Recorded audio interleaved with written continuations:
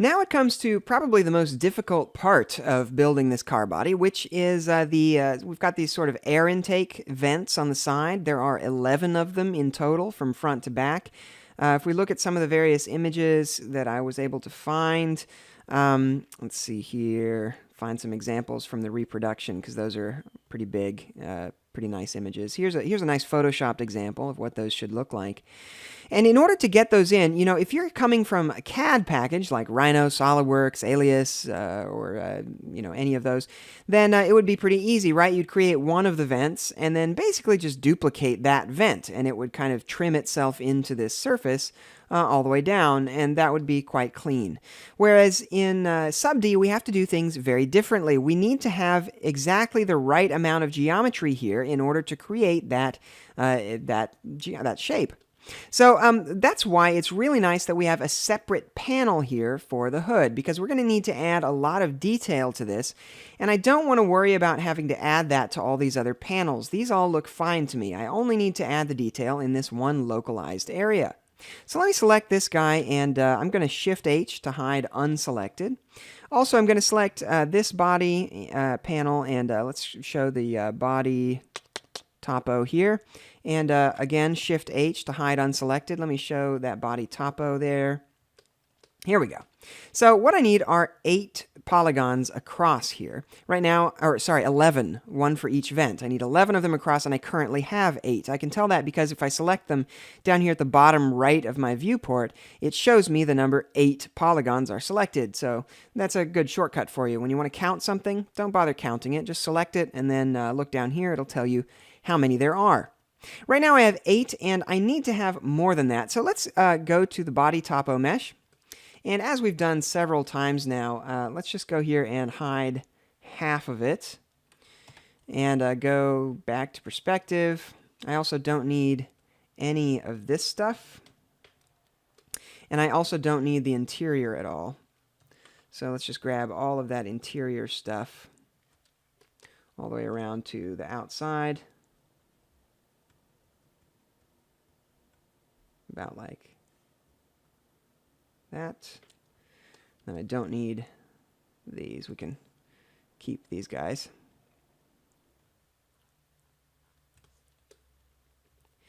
And I'm going to H for hide those. And now before I do this again, and need to do this over and over and over again, I'm actually just going to save this selection. So let's go to Select. So first of all, select these polys.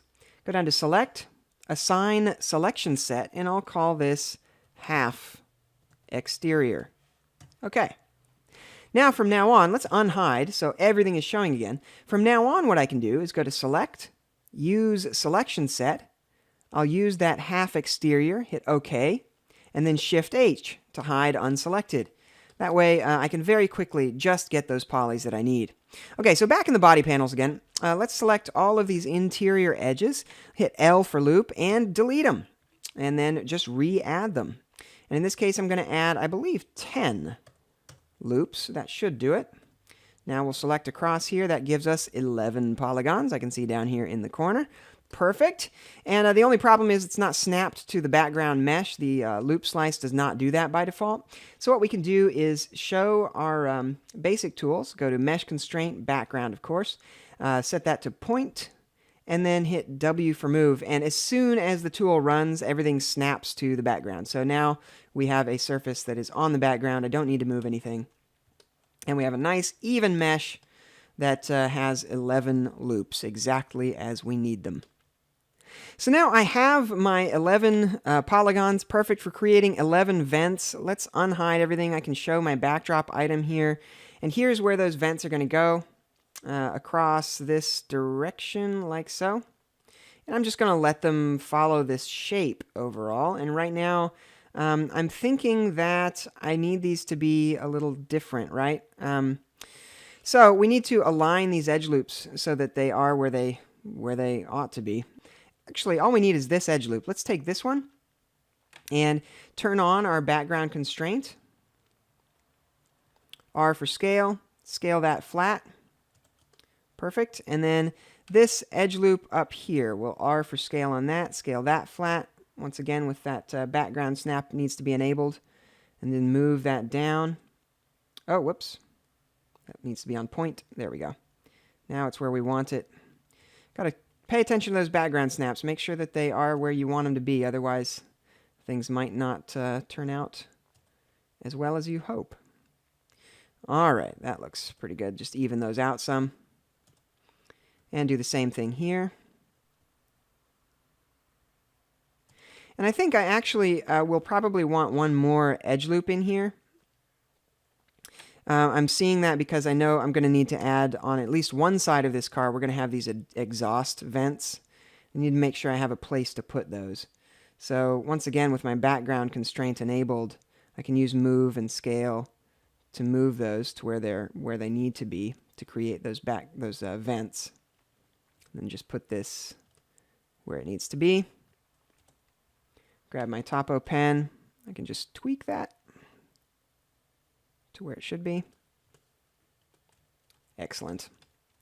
So now we have geometry exactly where we need it to be so we can start creating these actual vents.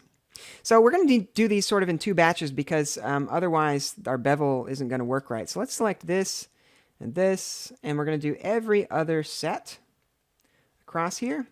B for bevel, click in the viewport, and then drag the red handle to bevel those in a little bit. And then these are the vent exteriors. So let's go to Select, Assign Selection Set, and we'll call that Vent Exterior Faces, just so we have those. Select these guys as well. B for bevel. That looks better, and we'll do that the same amount. You could do it numerically. I'm just going to eyeball it. And with that selected, I'm going to go to Select, Assign Selection Set, choose the same selection set, Vent Exterior, with mode set to Add, and hit OK. And now I can go back with nothing selected, say Use Selection Set, use that Vent Exterior, and I get all of those at once. Really nice. So if I want to scale these in any way, I can go to Action Center Local, and that will let me scale these independently of one another. So I can just kind of move these selections around to where they're doing what I want them to do. Go back to perspective. I know I want to move these out a little bit along their normal, something like that. Let's go back to the Model tab here. I'm going to hide the backdrop items there for a second so we can see what's going on here.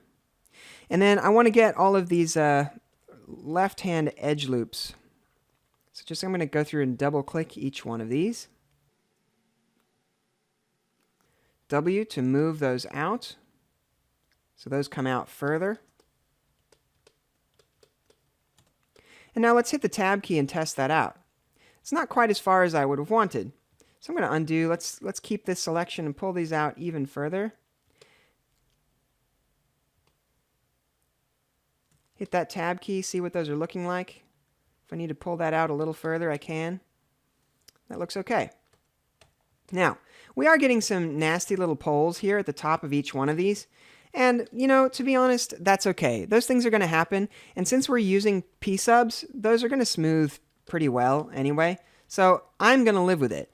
A really hardcore sub-D person might take the time to do something differently. But in our case, I think this is going to be just fine. Now I'm going to select all of these back faces on these vents.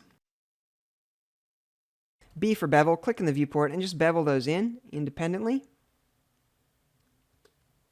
Shift click to reactivate and then pull those in slightly. And then delete to delete them.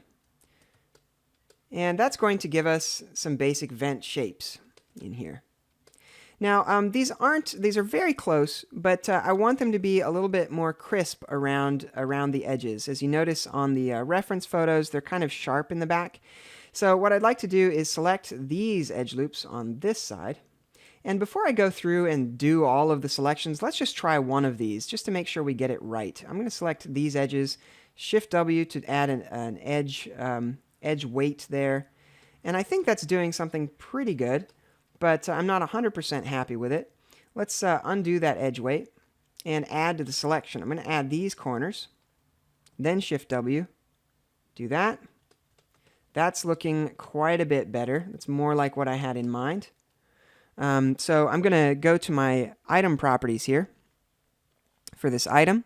Let's look down in its Pixar subdivision settings, or Catmull Clark subdivision settings. Set that up to 5 so I can really see these edge rounds better. And that looks pretty nice. I'm actually fairly happy with that. So I'm going to do that selection across all of the other vents. Once I've gone to the trouble of selecting all that stuff, of course, just in case I want it again, let's assign that a selection set. We'll call this our vent sharp edges. And that way, just in case I need to come back to this, I can. Now I'll hit Shift W for the edge weight tool and click and drag in the viewport until it looks the way we want. And once again, I think I changed the subdivision level back down earlier. Let me set it back up to 4. That should be better. So we can see what this looks like. That looks pretty good across the board. It escaped to drop all of that stuff, and that's starting to look pretty decent. So let's hide that topo mesh. Select this panel, 3 for polygon mode, U for unhide. Whoops. Unsmooth that. Now Shift Tab to smooth everything at once. There we go. Now we have our vents going all the way across, and everything is looking nice and smooth, and we can just go ahead and start kind of connecting everything together. Now, on one side, this vent is not going to be symmetrical, right? So one side of this is going to need a different vent. We're going to have to do some modifications to add the exhaust, because I think a couple of these vents, not on this side, but on the other side of the car. Here you can see that we have to bring down a couple of these of the vents in order to make room for an exhaust on that side of the car. But we'll get to that later because we're working on the opposite side of the car at the moment. So that should be about it for the body. I think we'll add a few more details as we go. We need to add all that piping and the rivet strips and all that kind of stuff to connect all the panels together, and lots of little details. But overall, I mean, this is the basic form. We've got it in there. So that's pretty exciting. I'm excited about it. I want to see the other half of this as I'm working. So I'm going to go to the top view here and make sure, first of all, that I select all of these edges toward the middle. Everything that I think is or should be centered. I'll have to zoom in here and make sure I don't get any of the tiny little edges that that I don't want. Make sure I get everything that's appropriate. I think I'm missing a few down here at the bottom. Let me grab these ones. And then set those to 0, of course. So we'll go to Vertex and down to Set Position to 0 on the X. Now we know that those guys are centered. Now I can take all this stuff and duplicate, mirror, click in the viewport, mirroring across the X, of course. We can drag this or just set X to 0 in the tool properties. And now we have a symmetrical model ready to start detailing. This is starting to come together, folks.